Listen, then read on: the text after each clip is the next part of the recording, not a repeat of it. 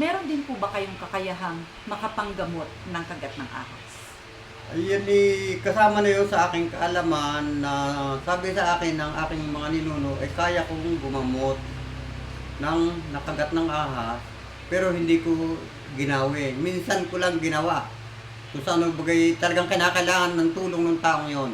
Dahil siya nakagat, wala siyang matakbuhan, bukod sa kahirapan ng buhay, malayo ang pagdadalhan, ako ang malapit na ako. Kaya naman sa akin nadala, kasi alam nilang ako'y nanguhuli ng ahas, baka ako doon may kakayahang manggamot ng nakagat ng ahas. Okay. Sinubukan ko ngayong gamutin na sa aking naunawa ang pamamaraan na narinig ko nila sa mga sabi-sabi, ginawa ko na initit ko yung nakagat ng Yung sugat ng ukan. yung kagat. Okay.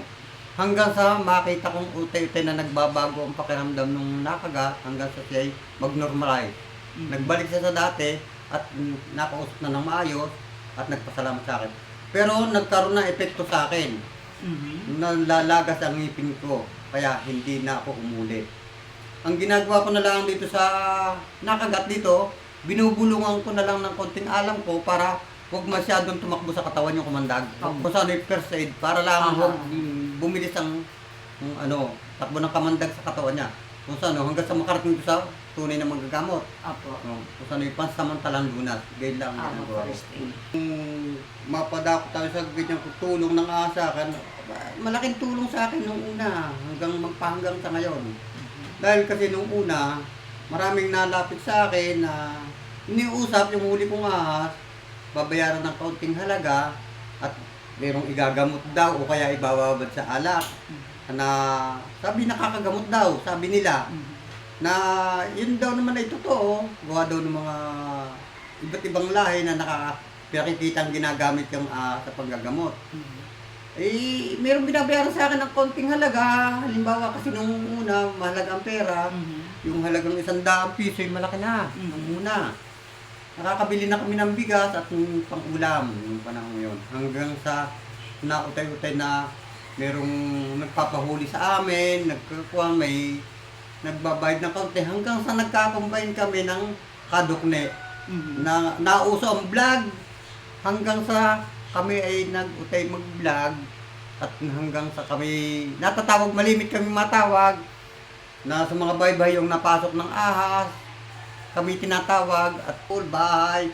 Kung saan mayroong ahas na mapanganib na pinahuhuli sa amin, anong kakayanan nung lumapit sa amin, meron nga minsan wala pa merong tubig pa hindi man lang kami painom nung panahon yan. Ito. Kahit ngayon, magpahanggang sa ngayon, marami na kaming karanasan ng kadukne na kung saan kami nakakarating, ni tubig wala, pero nahuhuli namin ang ahas. Pero hindi kami nagbibigay ng presyo. Wala kaming presyo. Basta ang lagi sinasabi namin kung anong kakayahan ng may bahay na kayang iabot sa amin. Kung kaya nilang kami pameriendahin, yun lang. Hanggang doon lang kami. Bang mga bahagi ng bahay or kapaligiran malimit naninira or tumitigil ang ahas? Yan kalimitan doon siya sa mga tambak, yung mga tambak-tambak na patong-patong na mga lumang gamit o yung mga basurang inipon nila sa isang tabi, mga kahoy na nabubulok, na kawang-kawang ang pagkakalagay. Yan malamig ang ilalim niyan, gustong-gustong tirahan niya ng mga kobra at saka iba't ibang ahas. Lalo na kung mayroong mga hayop na nagalada sa kapaligiran. Yung kalimitan, yung mga itikan, mga alagaang manok, yan, na may mga tambak-tambak ko sa mga sulok-sulok. Kalimitan yan ang tinitirhan. At saka yung masukal na kapaligiran. Yan, ang kalimitang tinitirhan yan. Meron ng kalimitan ngayon, palibasay ang ating kagubatan halos naubos na. Yung mga nakatirang mga wildlife diyan, na mga kagaya ng mga cobra at ahas, pumupunta na sa mga bahay-bahay kasi wala na silang masuutan. Wala nang kagubatan. Wala nang kagubatan silang ginagalaan.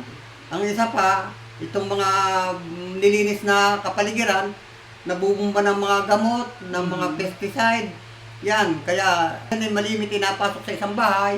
Ang isang ginagawa ng mga ahas, halimbawa doon sa kanilang konting gubat, may nakitang pagkain ng ahas, tumakbo yung pagkain nila doon sa bahay, sinusundan ng ahas, Tapos pag nahuli nung ahas doon sa may loob ng bahay at nakain, napasiksik siya sa sulok ay malamig, magandang pwesto. Mhm. Tumitigil ngayon siya doon So, hanggang sa makita siya ng tao. so ibig sabihin po, gusto ng ahas manirahan sa isang malamig na lugar. Yeah, sa malalamig na lugar lagi. Medyo ikang hindi pinaglalalapitan ng tao. Aha. Yung medyo tahimik yan, dyan malimit yan.